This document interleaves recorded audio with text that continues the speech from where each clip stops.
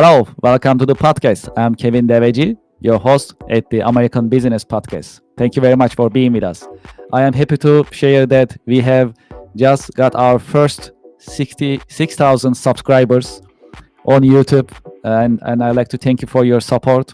Please subscribe, like, share, and also comment on our YouTube channel. We truly appreciate your support, and your support really motivates us, and we keep bringing every week new content with educational business and informative business content, as you know. So today we have a lot to talk about. Well, I know you are very interested in American manufacturing and tariffs in terms of latest and how should manufacturers adapt to this changing environment.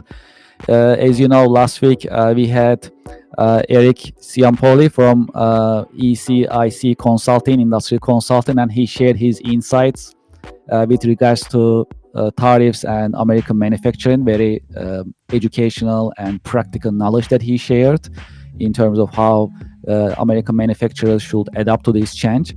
Today we have another guest. I'm very excited, and I know you actually listened to him before, and due to your high demand and interest, I actually asked Mike, and he was so gracious to join us again. And we'll talk about tariffs and American manufacturing today as well. So I'm gonna invite Mike, and I'm gonna welcome him. Okay, let's do this. All right, sounds good. Hello, Mike. Hello, Good thanks morning. again. Welcome to the podcast. Thank you. Thanks again for allowing me to come out and talk again. I'm Of looking forward to course. it. Yes. Thank you very much. So I was saying to our audience, I know they are very interested in tariffs and American manufacturing. Also, things are changing pretty much on daily basis. And when we think about this, it's pretty challenging for American manufacturers and international trade professionals. At the same time, we have to be practical. We have to make business decisions and improve operations accordingly. We need to adapt to change. So in that sense, I'm happy that you join us today so that you can share your insights with us, and we create these educational environment as we always do every week at the American Business Podcast. All right, so let's get started. Well, since the last time I spoke to you, which was the end of February, as we all know, a lot has changed, and so when we look at especially tariffs and this changing environment with regards to tariffs, how should manufacturers put together a roadmap, how they should actually protect their businesses, as well as can you share your insights from this point of view, tariffs and what is new?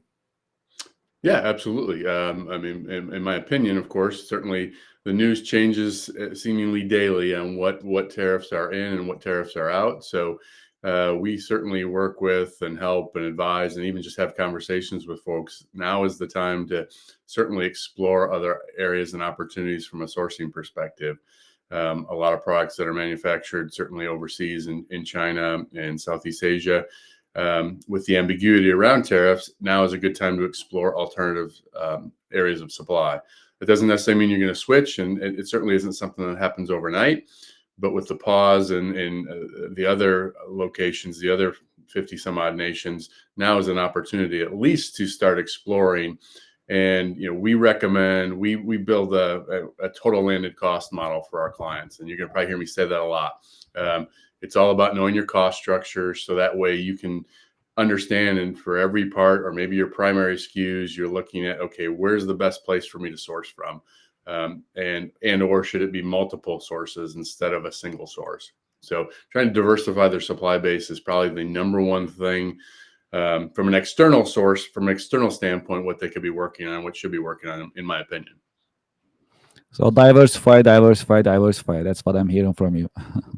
Yeah, and you get into that thing where a lot of folks, we say it's not bad to have more than one supplier, but that doesn't mean it's not a 90-10 thing. It's not 90% goes to one and 10 to the other. You have to, both suppliers, you have to give them enough volume for it to make sense for them to be actually consider them a supplier. In my mind, they're not a supplier if you only use them when you need them.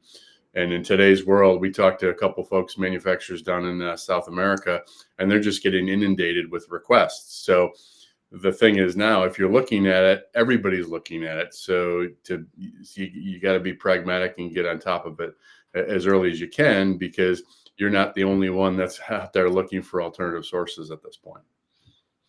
I understand. Yes, these are really important insights. I appreciate that you share it with us. Well, when we actually think about it, other than tariffs, how are manufacturers and international trade companies are doing? Based on your professional, observation and insights. Yeah, I mean, we're hearing a lot of things about, a lot of companies. I talked to a colleague of mine. He said one of his companies that he does business with, they've canceled about 40,000 orders for heating equipment. So they're basically saying that they're not going to concentrate because heating equipment is built now for the heat for the cold season, right? So they're fundamentally basically walking away from that business, at least for the short term. So you're hearing stuff like that. We've talked to a few other organizations in the private equity world that some of their companies are considering going potentially bankruptcy if they can't figure out alternatives for supply. So it's a very dynamic marketplace right now. And one of the things we try to work with clients on, it's like, yes, that is a major portion of this, but also let's look at your internal operations today and see how we can streamline those as well. So help mitigate costs in other areas amidst the uncertainty of the tariff world. Yes. Some of them also they have their inventory coming from previous shipments, right? So I think using that also becomes important to a certain level. I mean, this is also limited, Yeah, but then using it is as effective as is also another way of doing it. But this is just temporary. Eventually, you're gonna run out of your inventory, and you're gonna need new items.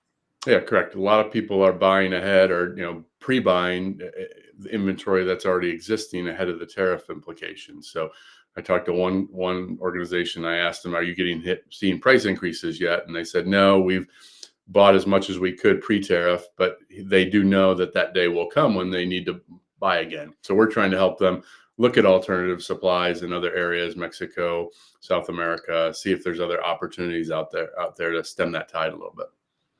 Yes. So as an alternative to China. So I mean, we heard a lot about Vietnam before, Thailand before. It looks like there are tariffs for those countries as well. Any other region that you think that may be an alternative to those regions?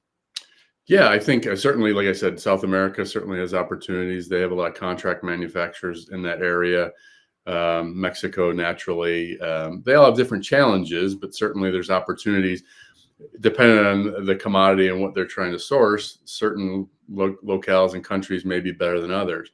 I haven't heard a couple folks exploring countries in Africa right now, which hadn't heard that recently. But Africa is certainly one of those sleeping giants from an economic standpoint that this could awaken that giant and could be opportunities there as well. Hmm. Yes, that's these are great insights. Absolutely, absolutely. Africa is also developing. Yeah, these are great. Well, from this point of view, can you tell us any other examples in terms of you know um, uh, the for manufacturers to take control of their supply chain, right? Any use cases or some examples that you can share with us. You don't have to share the customer name. That's fine. But in terms of industries and how they manage the control of their supply chain, which is a challenge all the time. Yeah, I think we've got a couple. Like recent one was a chemical manufacturer that we've been dealing with, chemical distributor, excuse me, and really trying to help them understand.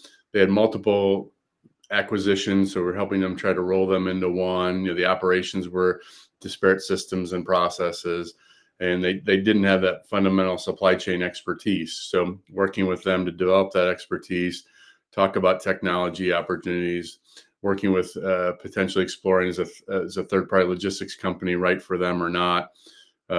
Exploring their private fleet. They have a private fleet. Do they want to do lease versus own? Do they want to outsource the private fleet? And or should a private fleet is that even something they need and want to utilize today? Is it still a competitive advantage for them in the marketplace? So those are several opportunities that we can work with and help clients understand what opportunities there are, what levers there are in their supply chain that they can pull to try to reduce costs and become more efficient, just in I would say their domestic supply chain. Yes, yes, these are really strategic decisions, right? And also, when they make these decisions, especially, uh, would you consider them as long-term decisions strategically? I think you want to build a. I mean, in my opinion, certainly having been on the shipper side, having run full supply chains in my career, you want to have a strategic roadmap and a vision for the long term success. But you also got to look at the day to day, the current operation. So it's a really a combination of the two. You have to execute on the strategy that you build, but you have to build your strategy both short term and long term objectives. And the long term is continually changing, so it's got to be iterative, and having those models and ability to pivot and keep your supply chain diverse and sustainable uh, gives you the ability to pivot if and when things happen, like this. Just tariffs are a prime example of that. I think most companies weren't as prepared as they probably could be. I mean, some I certainly have and done their work, but I think a lot of folks we were just unsure what was going to happen. So a lot of folks didn't know if it was actually going to happen or not. But so I say there's a balance between the two. You have to execute in your day to day, and you have to be efficient and streamlined in your day to day. But you also got to be looking at your strategic operations. What does 5 years look like? What does 3 years look like?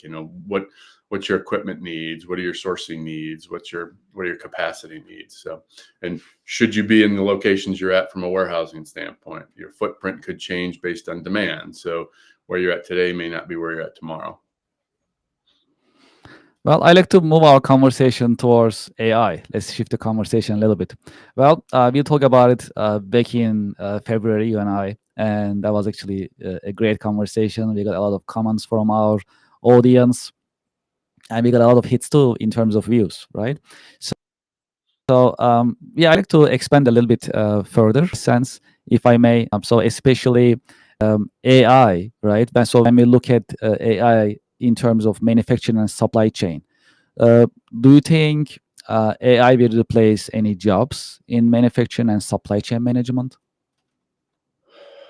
I don't know that replace. I always look at it. It may reduce and eliminate redundant tasks that are maybe non-value added. And you could argue what's value added and what's not. But things that are like transposing POs into your ERP system, things of that nature, or invoicing.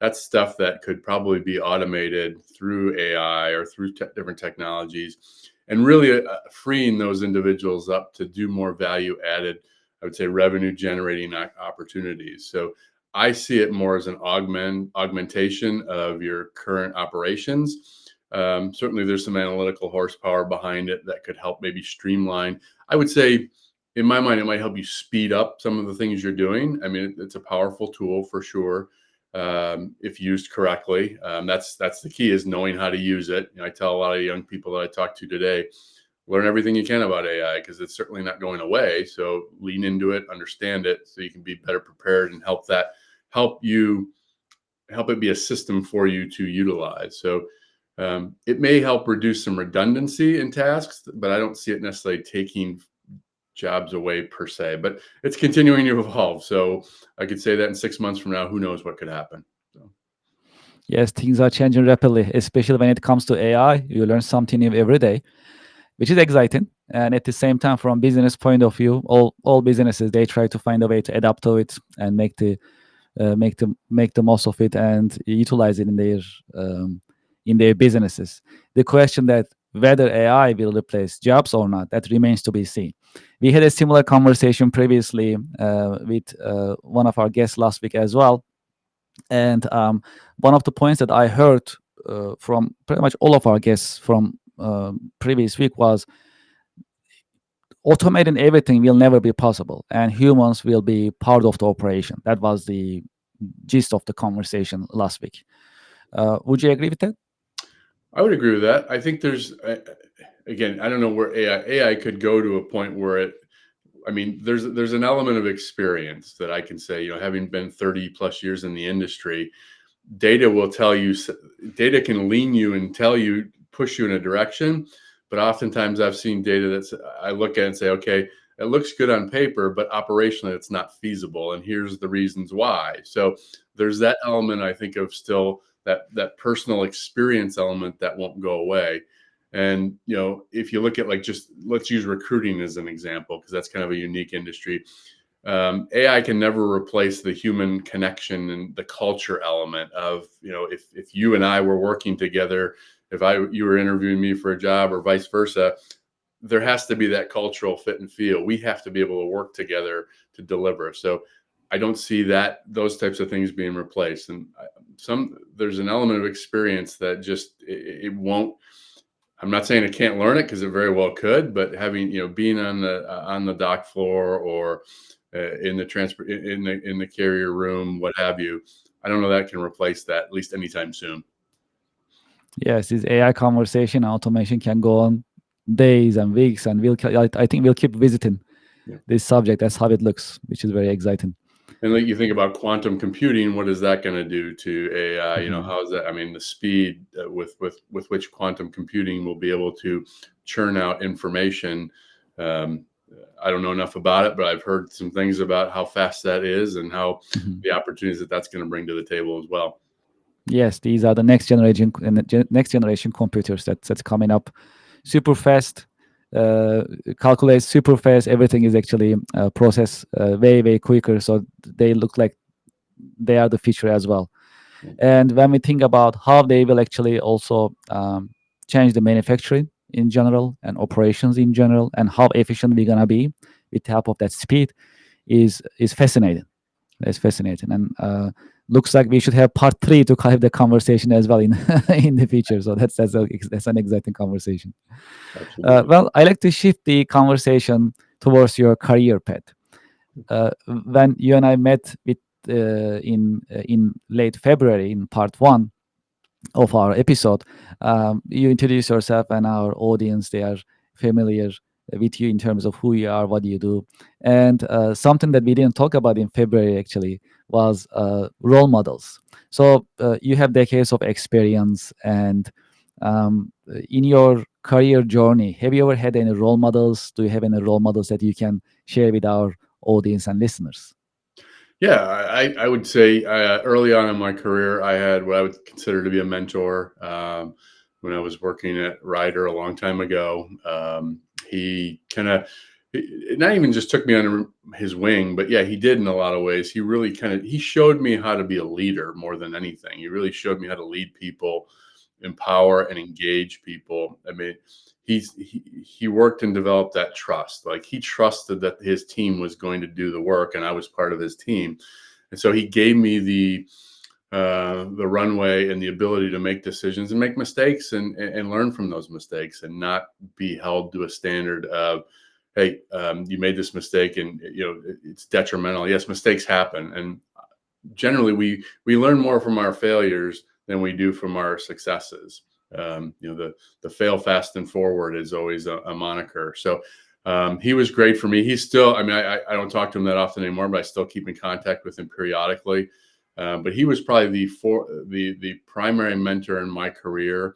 Certainly when I went to the cement company, the gentleman who hired me brought me into that organization as well. Similar in nature. I mean, what I liked about him is I wasn't a cement guy at all. I didn't know cement. I knew, more traditional supply chains, but he saw the opportunity to bring in somebody with supply chain experience. Didn't matter if it was cement or any other commodity. So I always give him credit for taking the chance. And again, he let me run, and we did phenomenal things. And, so those are the types of people that I aspire to, and I aspire to be as a leader. Yeah, those have been great role models. Now, I've also had bad leaders in my time too. So I've learned from both sides what to do and what not to do.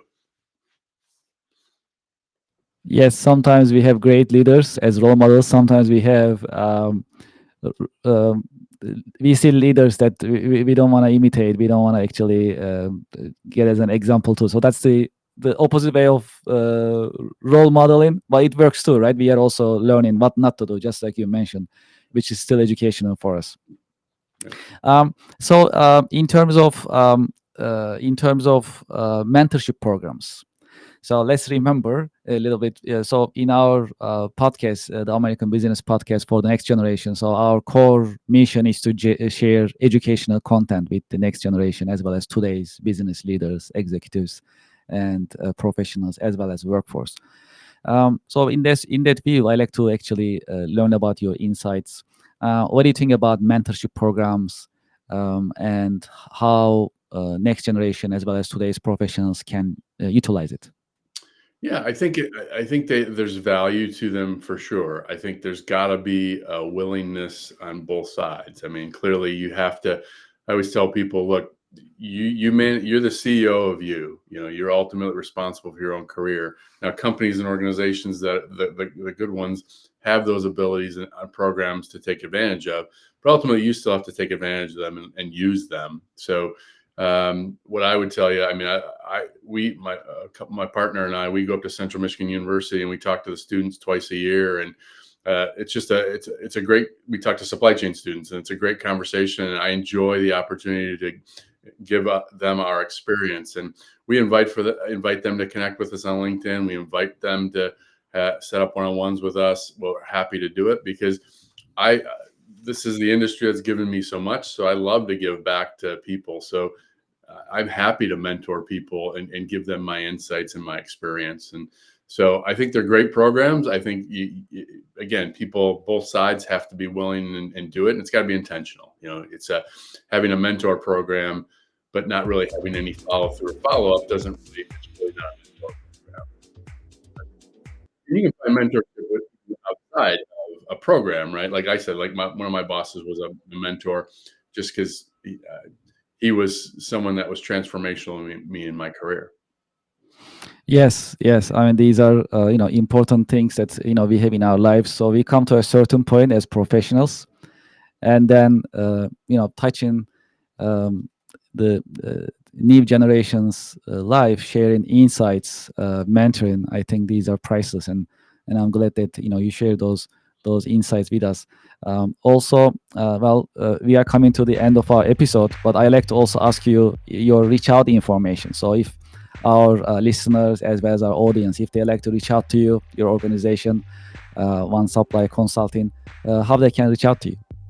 Yeah, I would say primarily if they want to reach out to me directly, my email is mike@oneworldsc.com. It's one like the number, ONE. Or they can go to our website, www.oneworldsc.com, if they want to learn more about who we are and what we do and how we help clients help alleviate their pain points. Love to talk. I always tell people conversations are complimentary. They don't cost a thing. That is true. That is true. That's very exciting. Mike, I'd like to thank you for being with us in your busy schedule. Well, this is the part two of our conversation, and you share great insights with regards to American manufacturing, tariffs, and also some supply chain strategies which are critical for American manufacturers to navigate the times nowadays with regards to tariffs and supply chain adjustments. Thank you so much for being with us. Thank you for having me. I look forward to being on future calls, and congrats on your success. 6,000 subscribers is quite a feat Yes. in a short time. Yes, thank you very much for your support, and looking forward to having in our coming podcast, Mike, in another part. Probably we're gonna talk about another supply chain related subject or manufacturing. So we should definitely do part three as well. Love to do it. It's a pleasure. Thank you, Mike. Appreciate it. Thank you, Kevin. Well, to our audience, thank you so much for being with us today. Well, we meet every Friday and we share educational content with you. We focus on business, American manufacturing, American business practices, as well as international business, global business as well. Well, as Mike mentioned earlier, and as I also mentioned in the beginning of our podcast, we just got our 6,000, I have to say, first 6,000, right? So many more to come, hopefully. Our first 6,000 YouTube subscribers. We are very happy, very motivated. Your support is very important for us. So please subscribe, like, share our YouTube channel, share your comments on our YouTube channel, and that will basically help us grow these these educational business podcasts. I'd like to thank you for your time. Thank you for being with us, and looking forward to having you at our coming podcast episodes. Thank you very much, and have a nice day.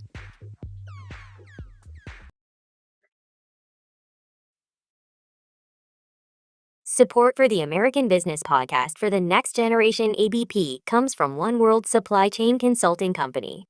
In today's dynamic and fast-paced global economy, a seamless supply chain is the backbone of any thriving business. At One World Supply Chain Consulting, we bring real-world experience to the table, understanding the vital role that efficient supply chain and logistics management play in driving growth and profitability. As your trusted partner, we provide comprehensive supply chain and logistics consulting solutions designed to optimize operations, streamline processes to enhance productivity and reduce inefficiencies, drive efficiency, implement strategies that maximize resource utilization and performance, achieve sustainable growth, foster long-term success with environmentally and socially responsible practices, reduce costs, identify cost-saving opportunities without compromising quality or service. Real-world results. Our team of experienced professionals brings deep industry expertise and a proven track record of delivering results. We work closely with you to understand your unique challenges and goals, developing customized strategies and solutions that align with your business objectives. Whether you're looking to streamline your supply chain, improve inventory management, optimize transportation networks, or implement cutting-edge technologies, we have the knowledge and experience to help you succeed. For more information, visit www.oneworldsc.com.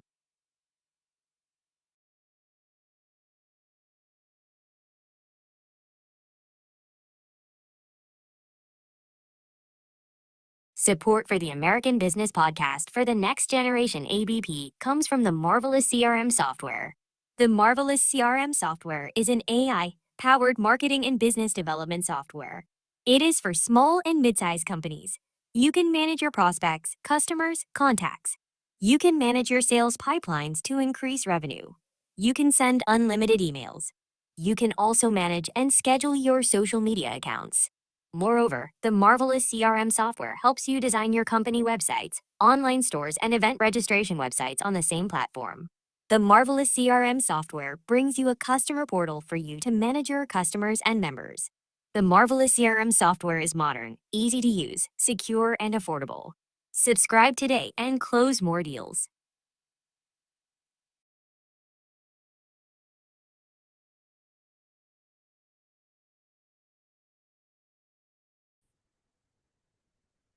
Thank you for watching the American Business Podcast for the next generation. Today, we are reaching our 6,000 subscribers on YouTube. And thank you very much for your support. Please subscribe, follow, and share your thoughts in our YouTube channel.